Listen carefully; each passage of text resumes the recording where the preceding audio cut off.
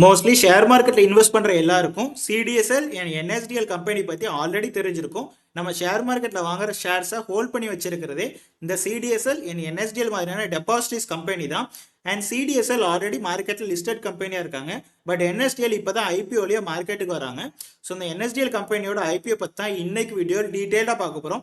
Video skip பண்ணாமல் ஃபுல்லாக பார்க்க ட்ரை பண்ணுங்கள். வாங்க வீடியோக்குள்ளே போகலாம். Hey guys, welcome to Tamil market admin.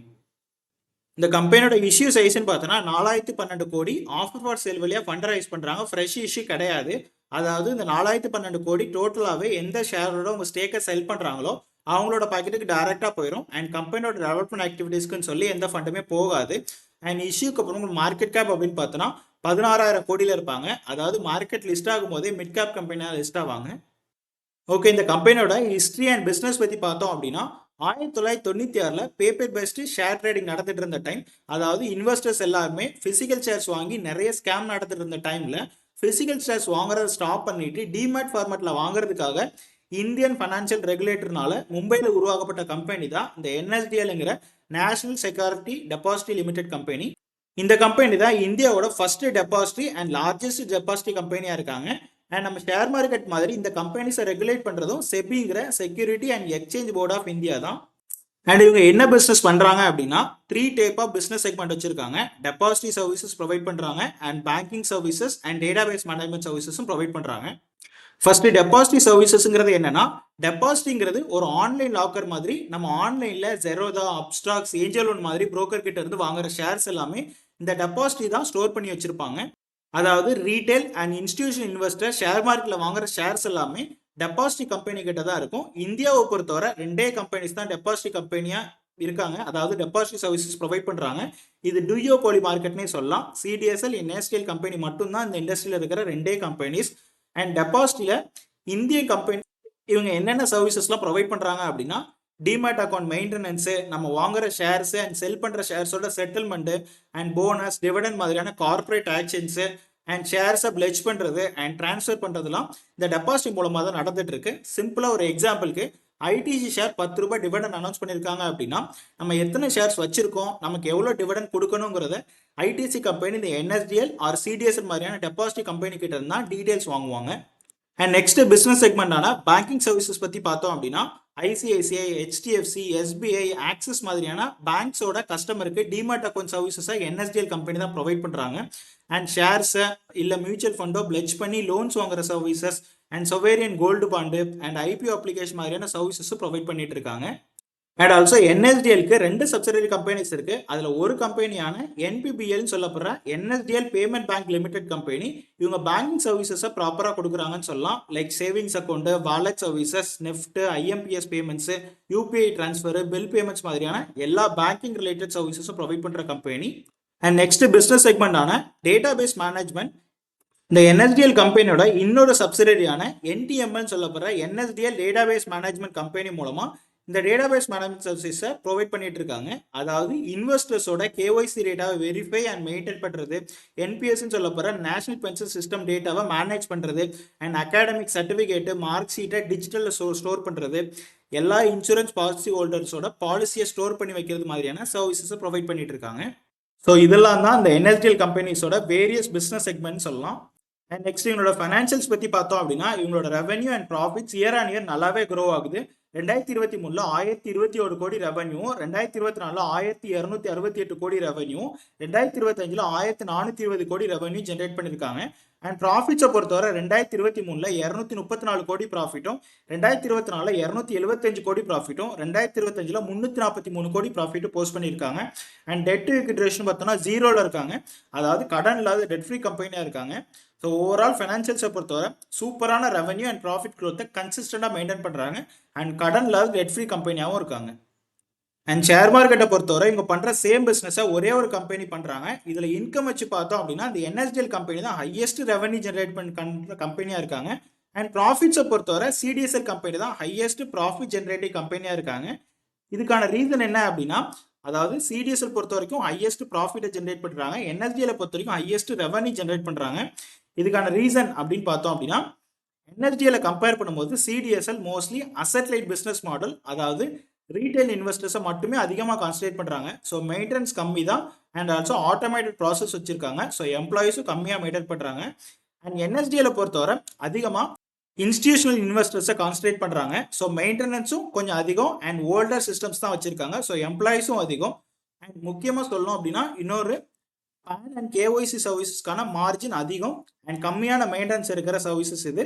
இந்த சர்வீசஸை சிடிஎஸ்எல் அண்ட் என்எஸ்டிஎலும் ரெண்டு பேருமே பண்ணிட்டு இருந்தாங்க. பட் 2012 என்எஸ்டிஎல் அவங்களோட இ கவர்னன்ஸ் பிஸ்னஸ், அதாவது இந்த PAN அண்ட் கேஒய்சி சர்வீஸ்க்கான கம்பெனியை டீமர்ஜ் பண்ணிட்டாங்க. ஸோ இதுவும் ஒரு ரீசன், இவங்களோட ப்ராஃபிட்ஸ்லாம் கம்மியாயிட்டு வர்றதுக்கான ரீசன். அண்ட் சிடிஎஸ்ல பொறுத்தவரை ட்ரெஸரி இன்கம், அதாவது ஃபிக்ஸட் டெபாசிட்ல சிடிஎஸ்ல இன்வெஸ்ட் பண்ணி அதுலேருந்து வர இன்கம், மியூச்சுவல் ஃபண்ட்ல இன்வெஸ்ட் பண்ணி அதுலேருந்து வர ரிட்டர்ன்ஸ்னு அதர் இன்கம் ஸ்ட்ரீமை அதிகமாக கான்சன்ட்ரேட் பண்ணுறாங்க. அண்ட் என்எஸ்டிஎல் அதர் இன்கம் ஸ்ட்ரீமை அதிகமாக கான்சன்ட்ரேட் பண்ணுறது இல்லை. ஸோ இந்த மாதிரி மல்டிபிள் ரீசன்ஸ்னால தான் என்னதான் அதிகமாக என்எஸ்டிஎல் ரெவன்யூ ஜென்ரேட் பண்ணாலும் ப்ராஃபிட்ஸ் கம்மியாக தான் வருது. ஓகே, இவங்களோட பிஇ ரேஷியோன்னு பார்த்தோம் அப்படின்னா அரௌண்ட் 46 பிஇ ரேஷியோவில் ஐபி வந்திருக்காங்க. ஸோ உங்களோட காம்படிட்டரோட கம்பேர் பண்ணும்போது ஓரளவுக்கு நல்ல ப்ரைஸில் ஐபி வந்திருக்காங்கன்னே சொல்லலாம். சிடிஎஸ்எல் பொறுத்த வரைக்கும் ஆல்மோஸ்ட் 68 பிஇ ரேஷியோவில் இருக்காங்க. ஸோ என்எஸ்டிஎல பொறுத்த வரைக்கும் நல்ல வேல்யூஷனில் தான் ஐபி வந்திருக்காங்க. ஃப்ரெஷ் இஷ்யூ கிடையாது அண்ட் ஆஃபர் ஃபார் சேல் வழியா சில ஷேர் ஹோல்டர்ஸ் அவங்க ஸ்டேக்கை கொஞ்சமாக செல் பண்ணுறாங்க. என்எஸ்டிஎலுக்கு ப்ரமோட்டர்னு யாருமே கிடையாது, கம்ப்ளீட்டாக ப்ரொஃபஷனலி மேனேஜ்டு கம்பெனி தான். அதாவது நம்ம ஐடிசி கம்பெனி மாதிரி ப்ரமோட்டர்ஸ் இல்லாத கம்பெனி இது. இவங்களோட மெஜாரிட்டியான ஷேர் ஹோல்டர்ஸ் யாருன்னு பார்த்தோம் அப்படின்னா IDBI, NSC, HDFC, unit trust of India, SBI, union bank இவங்கெல்லாம் தான். ஸோ ஐபிஐசிக்கு முன்னாடி ஷேர் ஹோல்டர்ஸ் கையில் 73% ஸ்டேக்கும் பப்ளிக் கையில் 27% ஸ்டேக்கும் இருக்குது. அண்ட் ஐபிஐசிக்கு அப்புறமா ஷேர் ஹோல்டர்ஸ் கையில் 48% ஸ்டேக்கும் பப்ளிக் கையில் 52% ஸ்டேக்கும் இருக்குது. ஸோ ஷேர் ஹோல்டிங்கை பொறுத்தவரை பிரச்சனை இல்லை. எனிவேஸ் இது ப்ரொஃபஷனலி மேனேஜ்டு கம்பெனி தான் இருக்க போகுது. அண்ட் நெக்ஸ்ட் இந்த ஐபிஓட டீடைல்னு பார்த்தோம்னா ஐபிஓ ஜூலை 30 ஆல்ரெடி ஓப்பன் ஆயிடுச்சு. அண்ட் ஐபிஓ பிட்டிங் க்ளோஸ் ஆகுறது August 1. அண்ட் இதோட face value ₹2 per share. So அவங்க ஆல்ரெடி ஸ்டாக் ஸ்பிளிட்லாம் பண்ணியிருக்காங்க. அண்ட் ஐபிஓட ப்ரைஸ் பேண்டுன்னு பார்த்தோன்னா லோயர் பேண்ட் ₹760 அப்பர் பேண்ட் ₹800 இருக்குது. அண்ட் மார்க்கெட் லாட்டுங்கிறது 18 ஷேர்ஸ். ஸோ மினிமம் ஒரு லாட்டுக்கு 18 ஷேர்ஸ் வாங்கணும். இஷ்யூ சைஸ்ன்னு பார்த்தோன்னா 4012 கோடி. ஆஃபர் ஃபார் சேல் வழியாக ஃபண்ட் ரைஸ் பண்ணுறாங்க. ஃப்ரெஷ் இஷ்யூ கிடையாது. And next both NSC and BSc 2 exchange list ஆகுறாங்க. அண்ட் அந்த ஐபிஓட அலாட்மெண்ட் நடக்கிறது அப்படின்னு பார்த்தோன்னா August 4. உங்களுக்கு அது அலாட்மெண்ட் கிடைக்கல அப்படின்னா உங்கள் அமௌண்ட் வந்து August 5 ரீஃபண்ட் ஆயிரும். லைக்கிலி உங்களுக்கு அலாட்மெண்ட் கிடச்சிருச்சு அப்படின்னா உங்கள் ஷேர்ஸ் August 5 உங்கள் டிமார்ட் அக்கௌண்ட்டுக்கு வரும். அண்ட் August 6 மார்க்கெட் லிஸ்ட்டும் ஆயிரும். அண்ட் அந்த ஐபிஓ பொறுத்தவரை எம்ப்ளாயிஸ்க்கான டிஸ்கவுண்ட் கொடுத்துருக்காங்க. அதாவது என்எஸ்டிஎல் கம்பெனியில் ஒர்க் பண்ணுற எம்ப்ளாயிஸ்க்கு ₹76 டிஸ்கவுண்ட் கொடுத்துருக்காங்க இந்த ஐபிஓவில் அப்ளை பண்ணுறதுக்கு. அண்ட் அந்த ஐபிஓவில் மினிமம் அண்ட் மேக்ஸிமம் லாட்ஸ் அப்படின்னு பார்த்தோன்னா இந்த ஐபிஓவில் ₹14,400 மினிமம் ஒரு லாட் அப்ளை பண்ணலாம், 18 ஷேர்ஸ். அண்ட் மேக்ஸிமம் ₹1,87,200 13 லாட் வரைக்கும் அப்ளை பண்ணிக்கலாம். அண்ட் அந்த ஐபிஓட ரிசர்வேஷன் பார்த்தோன்னா நம்ம மாதிரியான ரீட்டைல் இன்வெஸ்டருக்கு 35% அலோகேட் பண்ணியிருக்காங்க. அண்ட் என்ஐபிஸ்க்கு 15%, QABஸ்க்கு 50% ரிசர்வ் பண்ணியிருக்காங்க. அண்ட் எங்களோட கிரே மார்க்கெட் ப்ரீமியம் பார்த்தோன்னா அரௌண்ட் ₹188 ப்ரைஸ் ரேஞ்சில் இருந்து அப்ஸ் அண்ட் டவுன்ஸில் இப்போ கரண்டாக ₹137 ப்ரைஸ் ரேஞ்சில் ட்ரேட் ஆகிட்டு இருக்காங்க. ஸோ இதே மாதிரி மார்க்கெட் கண்டிஷன் கண்டினியூ ஆச்சு அப்படின்னா ₹937 ப்ரைஸ் ரேஞ்சில் 16% லிஸ்டிங் கெயினோட மார்க்கெட் லிஸ்ட் ஆகிறதுக்கான சான்சஸ் இருக்குது. ஓகே, ஃபைனலாக என்னோட டிசிஷன் என்ன அப்படின்னா 30 வருஷம் பழமையான ஸ்ட்ராங்கான கம்பெனி அண்ட் ஹை பேரியர் இருக்கிற பிஸ்னஸ் இது. பிகாஸ் நினச்ச ஒன்றையெல்லாம் இந்த மாதிரியான பிஸ்னஸை யாராலும் உருவாக்கிட முடியாது. அண்ட் ஸ்ட்ராங்கான ஃபைனான்சியல்ஸாக கன்ஸ்ட்ரக்ஷனாக மெயின்டைன் பண்ணுறாங்க. அண்ட் கடன் இல்லாத டெட் ஃப்ரீ கம்பெனியாக இருக்காங்க. And institution investors like banks, mutual fund companies and insurance companies and high network individual எல்லாரும் சிடிஎஸ்ல விட அதிகமாக என்எஸ்டிஎல தான், அதாவது என்எஸ்டிஎல் டெபாசிட்டியை தான் அதிகமாக ட்ரஸ்ட் பண்ணுறாங்க. கிட்டத்தட்ட 375 லட்சம் கோடி அமௌண்ட் என்எஸ்டிஎலோட கஸ்டடி வேல்யூவாக இருக்குது. சிடிஎஸ்எல் ஜஸ்ட் 150 லட்சம் கோடி கஸ்டடி வேல்யூ தான் வச்சிருக்காங்க. ஆல்மோஸ்ட் ஓவரால் வேல்யூவில் 75% அமௌண்ட் வந்து என்எஸ்டிஎல் கையில் தான் இருக்குது. பிகாஸ் நான் முன்னாடியே சொன்ன மாதிரி சிடிஎஸ்எல் ரீட்டைல் இன்வெஸ்டர்ஸ் கான்சன்ட்ரேட் பண்ணுறாங்க. ஸோ அமௌண்ட் கம்மியாக தான் இவங்களுக்கு இன்வெஸ்ட்மெண்ட்ங்கிறது கிடைக்கும். அண்ட் என்எஸ்டிஎலை பொறுத்த வரைக்கும் இன்ஸ்டிடியூஷன் இன்வெஸ்டர்ஸை கான்சன்ட்ரேட் பண்ணுறாங்க. ஸோ அதிகமாக இன்வெஸ்ட்மெண்ட்டுங்கிறது நிறையவே கிடைக்கும். ஸோ சிம்பிளாக சொல்லணும்னா அதிகமான டிமேட் அக்கௌண்ட்டை ஹேண்டில் பண்ணுறது சிடிஎஸ்எல். ரீட்டைல் இன்வெஸ்டர் அதிகமான டிமேட் அக்கௌண்ட் வச்சுருக்காங்க. அண்ட் அதிகமான வேல்யூவான அமௌண்ட்டை ஹேண்டில் பண்ணுறது யாருன்னா நம்ம என்எஸ்டிஎல் கம்பெனின்னு சொல்லலாம். அண்ட் நெக்ஸ்ட்டு நேஷனல் ஸ்டாக் எக்ஸ்சேஞ்சான என்எஸ்சியும் என்எஸ்டிஎல் கம்பெனியும் ஆப்ரேஷனல் பார்ட்னர்ஸாக இருக்காங்க. இதனால settlement, infrastructure and investment services எல்லாமே ஃபாஸ்ட்டாக நடக்கிறதுக்கு இன்டெகிரேட் பண்ணி வச்சுருக்காங்கன்னே சொல்லலாம். அண்ட் இவங்களோட பிஸ்னஸ் மாடலுங்கிறது, அதாவது ரெவன்யூ மாடலுங்கிறது டைவர்சிஃபைட் ரெவன்யூ மாடலாக இருக்குது. அதாவது account maintenance charges, transaction charges, corporate action charges and KYC டேட்டாவை ஸ்டோர் பண்ணுறதுக்கு, அப்டேட் பண்ணுறதுக்கு, வேலிடேஷன் பண்ணுறதுக்கான சார்ஜஸ்ஸு அண்ட் ரெக்கார்டை மெயின்டைன் பண்ணுறதுக்கான சார்ஜஸ்னு வேரியஸ் டைப்ஸ் ஆஃப் ரெவன்யூவை இவங்களுக்கு கிடைக்கிற மாதிரி வச்சுருக்காங்க. அண்ட் எங்களோட சப்சிடரி கம்பெனிஸோட பிஸ்னஸும் ஸ்ட்ராங்காகவே இருக்குது. லைக் பேங்கிங் சர்வீசஸ் ஒரு சப்சிடரி கம்பெனியும், டேட்டாபேஸ் மேனேஜ்மெண்ட் சர்வீசஸ் இன்னொரு சப்சிடரி கம்பெனி பண்ணுறாங்க. ஸ்ட்ராங்கான பிஸ்னஸ் தான். அண்ட் செபி ரெகுலேட் பண்ணுறதுனால இந்த கம்பெனிஸ் எல்லாமே பெருசாக ஸ்கேமோ இல்லை பிரச்சனையோ இருக்காது. ஸ்ட்ரிக்டான ரூல்ஸை ஃபாலோ பண்ணுவாங்க. அண்ட் நெக்ஸ்ட் இந்த என்எஸ்டிஎல் கம்பெனியோட நெகட்டிவ்ஸ் அப்படின்னு பார்த்தோம் அப்படின்னா, ஓவரால் டிமாட் அக்கௌண்ட் ஹோல்டர்ஸோட மார்க்கெட் ஷேர்னு எடுத்துக்கிட்டோம் அப்படின்னா 2020 81% மார்க்கெட் ஷேரை என்எஸ்டிஎல் கம்பெனி தான் வச்சிருந்திருக்காங்க. அந்த டைம்ல சிடிஎஸ்எல் ஜஸ்ட் 19% மார்க்கெட் ஷேர் தான் ஹோல்ட் பண்ணி வச்சிருந்தாங்க. பிகாஸ் கோவிட் டைம்ல டிஸ்கவுண்ட் புரோக்கர்ஸான ஜெரோதா, க்ரோ, அப்ஸ்டாக்ஸ் மாதிரியான புரோக்கர்ஸ்ல நிறைய டிமாட் அக்கௌண்ட் நம்ம ரீட்டைல் இன்வெஸ்டர் கிரியேட் பண்ணியிருக்காங்க. ஸோ ஜஸ்ட் 5 வருஷத்துல 81% மார்க்கெட் ஷேர்ல இருந்து 66% மார்க்கெட் ஷேர் குறைஞ்சிருக்காங்க என்எஸ்டிஎல். அண்ட் சிடிஎஸ்எல் பொறுத்த வரைக்கும் 19% மார்க்கெட் ஷேர்ல இருந்து 34% மார்க்கெட் ஷேருக்கு இன்க்ரீஸ் இருக்காங்க சிடிஎஸ்எல். ஸோ எங்களோட மார்க்கெட் ஷேர்ஸ் ரொம்பவே மாறி இருக்கு. இதுக்கான ரீசன் என்னன்னா, இந்த டேபிள்லேயே பார்த்தீங்கன்னா என்எஸ்டிஎல் பொறுத்த வரைக்கும் சில இதில் கொடுக்கறது இல்லை. லைக் ஜெரோதா, க்ரோ இவங்க எல்லாமே சிடிஎஸ்எல் தான் கம்ப்ளீட்டாக டெபாசிட்டியா யூஸ் பண்ணிட்டு இருக்காங்க. அண்ட் ஆல்சோ என்எஸ்டிஎல் பொறுத்தவரை ரீட்டைல் இன்வெஸ்டர்ஸை அதிகமாக கான்சன்ட்ரேட் பண்ணாமல் இன்ஸ்டிடியூஷன் இன்வெஸ்டர்ஸை மட்டுமே கான்சன்ட்ரேட் பண்ணுறதுனால இவங்களோட மார்க்கெட் ஷேர் மட்டும் இல்லை, ப்ராஃபிட்ஸும் குறையுதுன்னே சொல்லலாம்.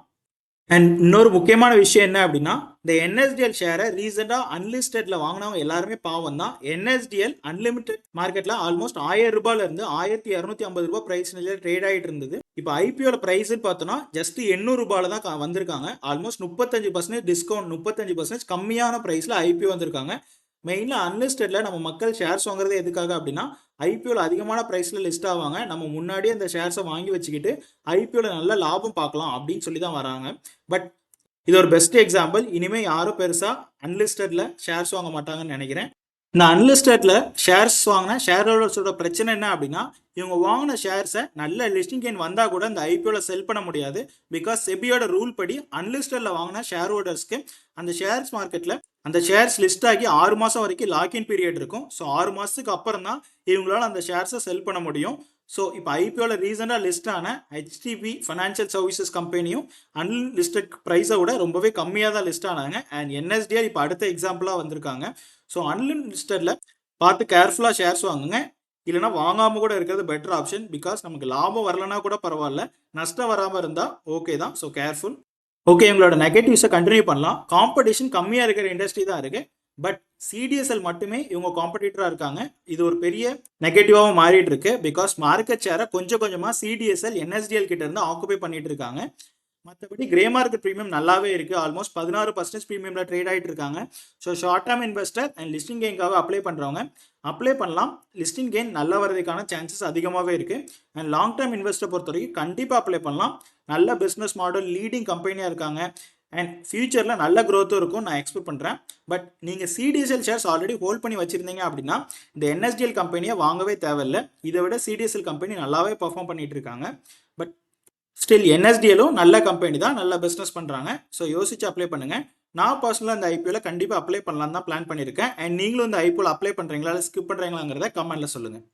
ஃபைனலி இதான் ஃபர்ஸ்ட் வீடியோ பிடிச்சது சப்ஸ்கிரைப் பண்ணுங்கள். அண்ட் மறக்காமல் கமெண்ட்டில் சொல்லுங்கள் நீங்களும் இந்த என்எஸ்டிஎல் ஐபிஓவில் அப்ளை பண்ண போகிறீங்களா இல்லை ஸ்கிப் பண்ணுறீங்களா அப்படிங்கிறத பற்றி. அண்ட் இன்ஸ்டாகிராம் அண்ட் அலாவிலையும் ஃபாலோ பண்ணுங்கள். Thank you guys and Jai Hind.